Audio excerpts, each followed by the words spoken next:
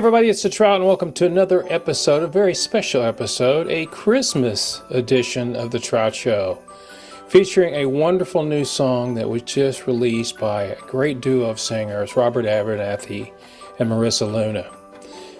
You know, Christmas brings about a lot of memories, and we've heard all the great songs from the past, and I hope this one was going to be a classic. It's called Christmas Eve Alone.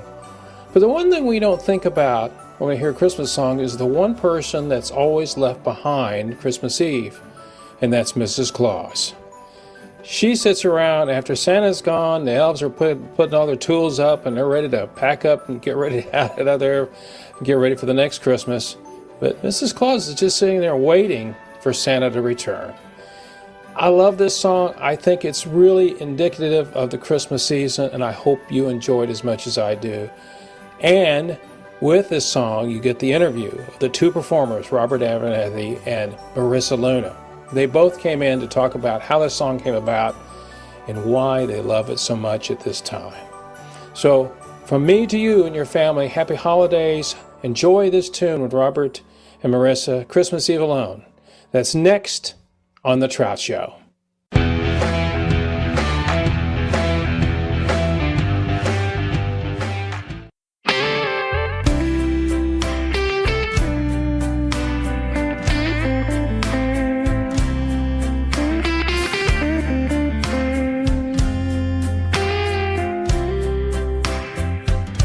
It's that time of year. Pack the sleigh, kiss me goodbye, then go floating in the clouds. Leave the North Pole lights behind. It's quiet in Nashville. Stars are shining down on LA. New York's finally sleeping. It's reindeer carry you away. Everybody says it's the best time of year. We both know it's Christmas, 'cause you're not here. So keep the flame a-burning till you find your way back home. If my lonely heart is longing for you, I'll just dream of you and me without a Christmas Eve alone. Oh, I'll be thinking. How did you two meet? Oh, goodness. Will you take this one, or you want to take this one? I think you should take this one. Okay, so through a mutual friend, I was first introduced through Chuck Rackley, who was working with Marissa at the time. And Is he a producer, or is it, what is he? so, I'm sorry? yeah, he's the guy that I was telling you about. I think in our last interview, he's a bass player in the Eagles tribute band that I play with. Okay. And so he had contacted me one day and said, "Look, you've got to hear this girl sing. She is absolutely amazing, and she'd worked with like Steve Pennington, and she's just an incredible vocalist." Anyway, so I'd heard a few things, and then I think it was, about 6 months ago, Marissa, we played a show. It was about July, late July. Yeah. July? Okay.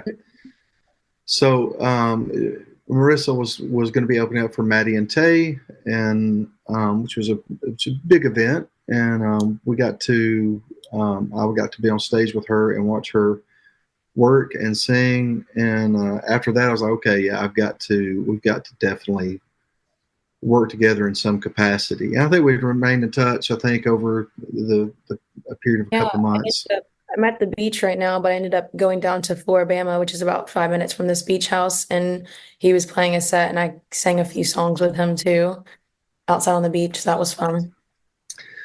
Yeah, and it was just like, okay, sometimes it's difficult to find someone to sing with that can match your tone in some ways. Right. Yeah.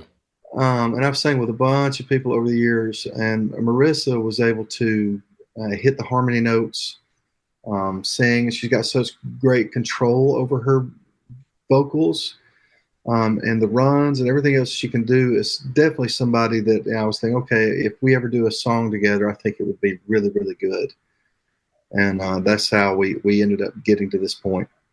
So Marissa, I know very little about you except that Okay. you go to you're in college. You go to University of Alabama, Yes. right? Okay. Yeah, I go to the University of Alabama. I'm a sophomore and I study business, mainly marketing, and I'm actually trying to go into online for music currently at the moment so I can travel to Nashville and stuff. And did you start singing? When did you realize that that's what you want to do, though? Oh goodness. I started singing when I was around, I think 6 years old. I think that's when I knew that there was something potentially there. I at least knew that I enjoyed it. And then I tried out for Red Mountain Theater Company in Birmingham, Alabama, and I got in at 8. And Keith Cromwell, who, works all over Mount Theater, owns the whole company, had even told my mom that a recording artist job could be really interesting for me because I had a lot of rasp in my voice as an 8-year-old. So he was like, we don't normally see that. He thought You're, something was wrong. He actually told my mom, something's wrong, something's not right. Take your daughter to a doctor, something's wrong with her voice. And we just found out that, that's just how God made me, just really raspy. And that's kind of what got me a lot of the great opportunities I've had, how raspy I am. Wow, that's so great. She has this really cool rasp. Um, I did theater all the way through, I think, middle school, about 13, and then COVID hit. I actually was flying out to New York to try out for one of the main roles of a Broadway show. And the day that we were about to fly out was the shutdown on what was mm, that, March 13th, yeah. 2020, I think. And it was upsetting, but I remember my mom was like, when God closes the door, he opens a window. So then throughout COVID, obviously with the right procedures, all that, getting COVID tests, that's when someone was like, you should do recording music, you should be a recording artist during Hmm. this time. And I never went back to theater after that. Recording and songwriting was just where it was at. That was where I found my new love and passion. So a lot of people ask why I didn't do theater anymore. And I was like, well, I fell in love with what I truly want to do and what career I want to be on. The thing about it is so different. I mean, you can immediately, when somebody sings theater, you just when they start singing, it's completely different. Oh yeah, which I think is where a lot of the strength people like ask me about comes from. I think a lot of recording artists today, they don't have that training, that history of having to be like a theater artist or learning Italian opera, which I did as a young child too. So of course it was a struggle to learn how to like add some of that artistry in there and those artistic details like riffs and stuff like that. That took a little bit longer. But when someone asked me if I'm able to put some power behind something, I have all that training to really understand what they're asking for. So I think that's really benefited me a lot. And Robert knows this. People would kill for rasp in their voice if it's natural. Yeah, Oh my absolutely. gosh. I think I remember like coming home from like elementary school and being like, Mom, people call my voice raspy. I don't like it. And why am I being made fun of? And now all the time, people are always like, oh, I love how raspy your voice is. And I'm like, I didn't love it at first, but now I definitely understand what people are saying.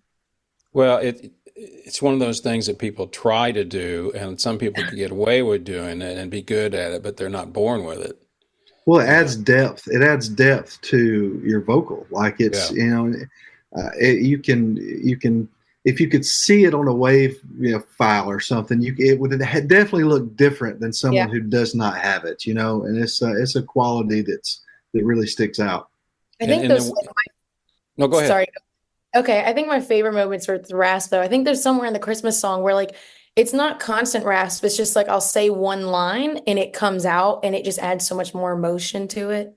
Yeah, absolutely. In the blues genre, which I play in a lot, obviously raspy is what you you want to be able Yeah. to give that pain and angst that you sing when you lose your whatever, your dog, your cow, whatever so thing. But I didn't really hear it in that tune. I mean, it's probably I listened to it right before we got started, and it's now that I'm going to have to go back and listen to it again, which I'll be listening to it a lot. But I mean, There's to, not much in there, but I also kind of, I guess sometimes I will take the time to think about should this song have rasp? Is this what this song needs? And I think the song it's such a pretty song. I didn't want to add a lot of rasp in there and make it something that it wasn't because Christmas tunes, I don't know. I think Christmas tunes are classics. So I Mm, think if you're going to add rasp or add something really vocally different, you have to do it perfectly right because, just those Christmas songs, you just want that angelic, really pretty sound out of yeah. both artists. Now let's talk about the tune because Robert, you co-wrote this, right? Right. With a friend of yours or Yeah. another Yeah. artist. I wrote this, with Paul Kofer. And then did you write it during the season sometime or did you write in the summer? What time of year did you write? No, no, we didn't. We actually, so the idea behind this, I worked with Paul on a couple different songs. We'd written one called Heaven Has a Radio. It's a really great song. And then he brought me the idea and said, I got this idea for a song, Christmas Eve Alone. And it's really about, he said, don't knock it down yet. He said, it's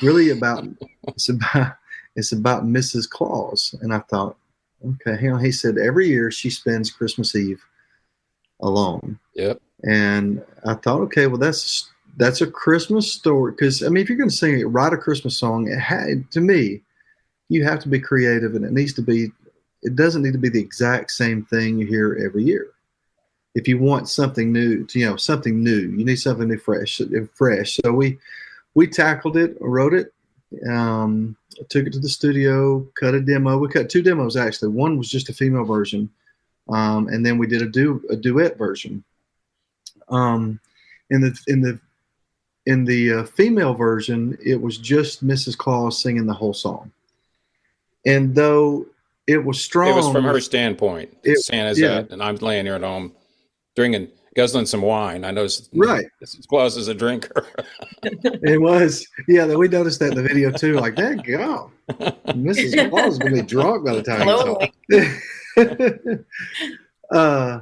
and then we felt like the duet would be stronger if we could do that, pull that off, and that way you could see something maybe from Santa's perspective as well. And so we created this fun little story, and then of course I'm sure we'll get in the video a little bit later, but the story I thought was a sweet story. It's not really sad. You would think it would be a sad song because it's Christmas Eve Alone, and it could be taken that way, but it's really not. If you make it to the last scene of the video, it's like, it's not sad. It's a happy, like, there they are. Well, it's funny when you have to actually, in my opinion, you have to watch the video to understand what's going on. Because as you said, and Marissa, you said the same thing. You want something angelic. You want something, and you think about all the Christmas songs, not the standards like Silent Night, but the ones that all come out after that. I'll be blue for Christmas. You're gone. All I want for Christmas is. And so when you listen to it, if you didn't see the video, you might think that you were talking about you were missing somebody, which is okay, fine, because I think this one's a little more bittersweet, honestly. Like, I think like Last Christmas and some of those other songs, like they do have a sad ending in general, and it's kind of just like missing someone through the holidays, that kind of seasonal depression that people talk about. Yes. And I think this one's kind of like, I think the real story behind it for me personally, when I listen to it, is how much love they have for each other. And that's why they miss each other. It's not like you broke my heart and you're left or anything, like missing someone that kind of way, in a heartbreak way. It's more of like, we love each other so much. So when you're gone, it makes a really big difference. And then like Robert said, when they come back at the end, I think that's something everybody can relate to. Like sometimes, like, I thought of it of a way of like family members being really far apart on Christmas, having family that's spread out across the stage or the world. You really love them. It's nothing that they did. It's just y'all are separated during a time that's supposed to be about family. And when you come together, it means more. It's more special because you're normally separated. Yeah. So I think it has a really happy story, but it also it shows kind of the sad emotions you can have from being separated from those. Well, you listen to it, and I've listened to it several times. First off, you guys are great. I don't need to tell you that. Both of you are fantastic. And I'd heard Robert before, but when I heard your voice, because obviously you start out because you're Mrs. Claus. Yes. Hey, everybody, this is The Trout. Thanks so much for tuning in and listening to this program with Robert and Alyssa talking about that great tune, Christmas Eve Alone. This is a special shout out to our supporter that's been helping our program along since we began, and that's David Smith with Edward Jones. Please consider giving David a call supporting him because he helps support this, be able to provide you great entertainment with some of the great musicians out there. And if you would like to consider supporting the program, remember it's easy. Just go to the support tab at thetroutshow.com or send me an email at rick@thetroutshow.com and find out everything you need to know. That's all you got to do. And up next, a little information about David Smith. More to come from Robert and Melissa right after that. Are you confused about what's going on in the financial situation in America right now? What you need is an expert. Someone that can help you reach your financial possibilities. And that's David Smith with Everett Jones at 469-372-1587. David has years of experience of helping people just like you because his number one concern is you. That's David Smith with Everett Jones, 469-372-1587. Reach out to him today. And Robert had always told me about what a great voice you have, and you have a beautiful voice. And the confidence, you know what I notice about people that sing and really you have the confidence already. Now, I know you're not that old, but you still have a lot of confidence in what you do. I could see that because going to the studio can be very intimidating. Oh, yeah. Especially if you're in the booth singing and everybody else is standing there watching you. It's it's like, and if you're in Nashville, you cut this in Nashville, didn't you? Someplace? Did you cut in Nashville? No, actually, we took this to Bates Brothers recording in Birmingham to finish the vocals. Okay. Yeah, so Josh Bright did the tracks in Boaz, and then we took them, after that, we took them to Bates Brothers in Birmingham. Let me ask about the technical side of it. So you guys did this tune. How long did it take? Well, how long did it take you to finish up the final take? Did you in a day or 2 days or 1 day? We started, the tracking was done a year before, actually. So all the music was done. You just had, basically, and so you guys were adding the vocals to it. Okay. Yeah, I'd already cut the demo, and it was out for Christmas last year. I just had created like a little Christmas music lyric video, and it did really well. I thought, the next time around, I probably need to find a female vocalist to do this, and let's put it out. And we got right up against I waited too late to really push it, but Marissa and I got to talking, and we decided to go ahead and push forward. We took it there to Bates Brothers on it was on the 28th, on a Saturday at 2:00. And she was such a pro. She had already, I could tell that she had been practicing. We went in there just to kind of briefly just work on it in the sound room, sat down with the guitar and just kind of played through it. And I was like, okay, this is going to be easy. And sure enough, we did several takes of her voice just because, they were all so good. And she did little nuances and things in between sometimes that we thought was really good. And we just kind of stitched those great moments together that you hear. It didn't take us long at all. And we actually shot the music video the same day. And I've got a very interesting story on the music video. But that very same day, we knocked all of that out. Back to the recording of this song. Eric Bates was in the booth when Marissa he was in the control room while Marissa was out there in the booth working on the vocals. And, I remember there were a couple times we would look at each other when she would do a run or something, be like, God, capture that right there. And let's just let her go and let's just see what she does. And so we ran through it several times and just would ask her to do, little things different every so often, just so we could capture a lot of different things.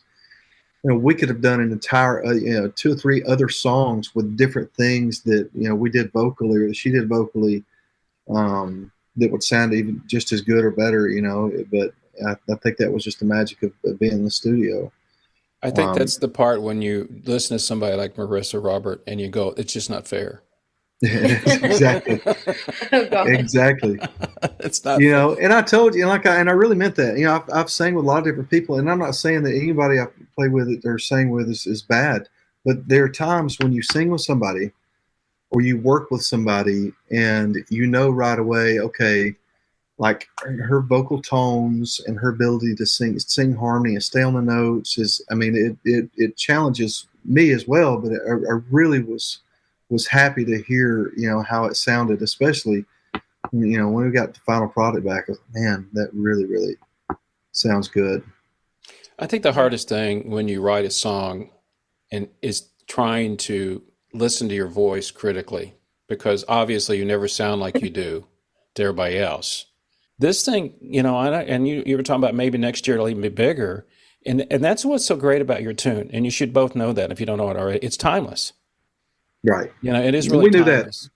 We knew that going into writing it, and Paul and I talked about it, but especially now that I think that we've got the right vocal, the right track, the right person. I mean, I don't know if you've even got into it, but she's also Miss University of Alabama, which is Yeah, quite a big deal. I hadn't gotten there yet. I was going to ask her. And having that, I think it's big for her. It's big for me. The potential of what it can be.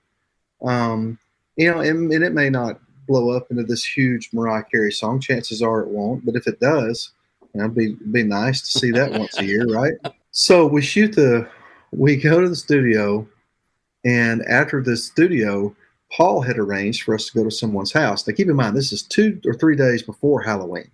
Okay. And so the trick was to get someone to decorate their home in a Christmas, decorated up Christmas 3 days before Halloween. Now, would you do that, Rick? No, I wouldn't. But Paul found his uncle and aunt was willing to do that. And I saw, oh, that's cool. He didn't tell me who his uncle was. He just said my uncle and aunt they would love to host us in their home. So we get there to the house that day, and we walk in. Marissa, you didn't know either, I don't think, did you? No, Before we got there, I didn't. neither one of us knew. We walk in there, and by that time, we started mingle and shaking hands and like, hey, how you doing? Oh, by the way, he's a 7-time Grammy award-winning producer and songwriter with 51 number one hits, and that's the video we shot in that house. Mm-hmm. And so we shot the video. The video was done, and then afterwards, Keith was really. I mean, he really liked the song. It's like, hey, I'd love for you guys to come back and shoot some more at the house and let us fix it up a little bit different and give you another video where you can kind of use maybe more intimate around the piano. We can send it out and cut it up, however you want to use it. And so this was, I don't know, 3-4 nights ago, I think. Maybe what night was this? Yeah. I think it was Thursday. We went back and recorded, did another take of it. And then we got some photos. He set up the screen, like they redid their entire home for us to do this. Wow. It was remarkable, the kindness that him and his wife extended to us. And like I said, I mean, he's an incredible producer. I mean, if you could look at the names of the people that he's worked with, and he rolled out the red carpet for Marissa and I. So So what are they going to do with the video? They're going to redo it and send it out again, or what's the idea? So we'll have another video for more promo stuff. Okay. To put out. So is it going to be away from the Santa Claus theme? I mean, Santa Claus still be in there, but it's going to be you guys just in a different place, do it more. Right. Okay. So the Santa Claus video, which by the way, the Santa Claus video, that was really Santa and Mrs. Claus. A lot of people are going to think it was fake, but that was the real guy. He actually goes out in Birmingham on Christmas Eve, and like they really deliver toys to families and do things. And I'm the Mrs. Claus and I worked together at a school I taught at. She was she worked on the lunchroom staff, and we had talked about it before. And when it came time to shoot the video, we were trying to figure out, we need to get a Mr. and Mrs. Claus, and bingo, it just popped in my head because I remember them telling me stories of what all they did. And they were so excited to be in the video, and they did such a good job. They were so kind. They do a great job. Here's the thing. It all came together like it's supposed to. So I think what's going to happen is this thing will get some legs. Maybe not this year, but you never know. I think of that story with Wham. I remember I watched the movie with my mom not too long ago, and I was actually recording some of my EP in Muscle Shoals. And I remember that when he recorded Last Christmas, he was like, oh, this is going to be the biggest Christmas hit ever. Put it out. And what was it? It was they all went in, all those artists went in to record. What was that song? The Wham song, yeah. But Last then there's Christmas? another, Is, not no, it Last wasn't that one. Christmas, It was yes. Last But Christmas. that year, every single artist almost went in to go sing. Oh goodness, I'm trying to think of what song it was. But anyways, moral of the story, he wasn't number one on the charts. He was number two that year. And he thought it was gonna be number one, and someone beat him to it. And the song that beat him to it, he was actually on, which is even more ironic. And it wasn't until like not too long ago, a couple years ago, where Last Christmas was actually number one. And it's just funny. It's one of those things where it's like you make this really great song and it doesn't do well. And then out of nowhere, it's just like, oh, it's number one, it has the most likes, and everybody's listening to it. It's random moments. It really is. You never know. I mean, social media, you never No. know. Good luck to Absolutely. both of you. You guys have a You great too. day. Enjoy your holiday. You too. See ya. Thank Bye. you. Bye. You're welcome. Bye.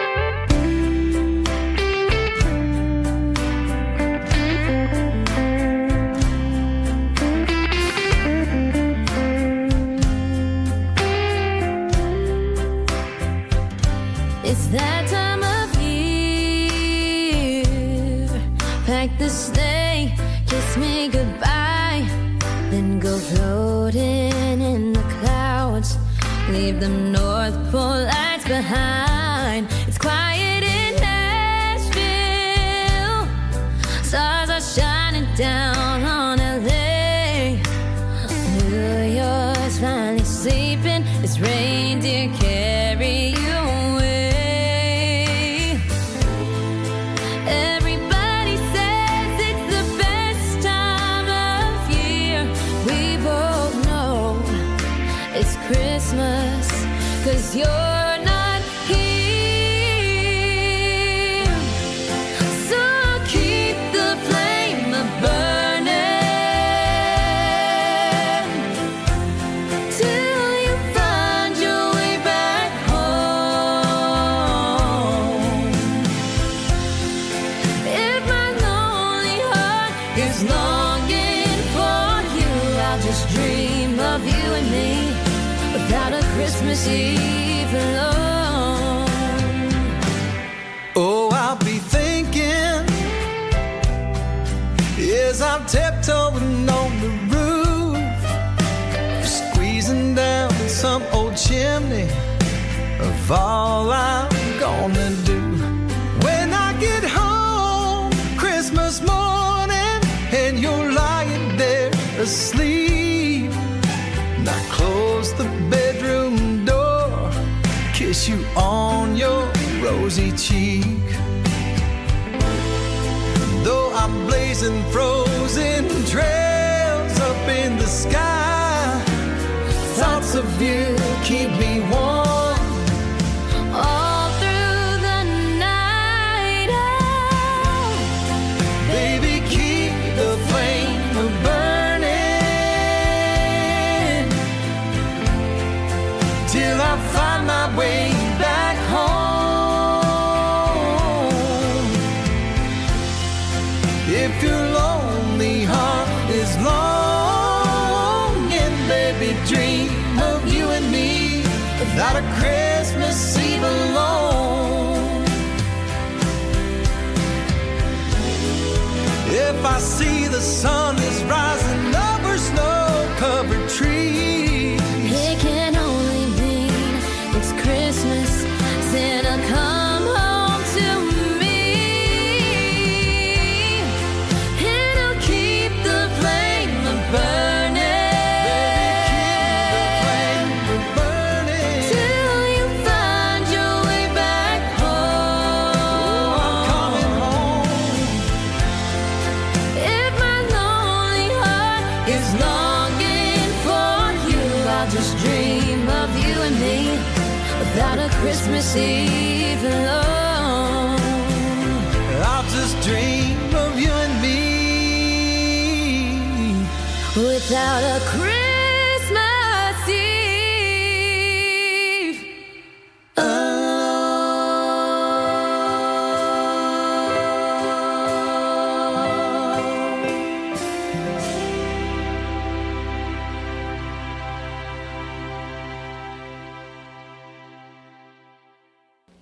Well, that's it for this episode of The Trout Show. Thanks so much for stopping by. I hope you enjoyed listening to Robert and Melissa talk about that song which I hope will be a big hit for them Christmas Eve alone. For more information about Robert and Marissa, you just have to go to their particular socials. It's Robert Abernathy and Marissa Luna. And of course, you can always find them if you go to thetroutshow.com. Once again, a special shout out to David Smith for his continued support of our program. And if you want to know more information about The Trout Show, whether it's the YouTube, the podcast, and oh, by the way, new music coming out from The Trout next year, just visit our website at thetroutshow.com. Until next time, folks, remember what I always say. It's only rock and roll. But gosh darn it, we love it. See ya!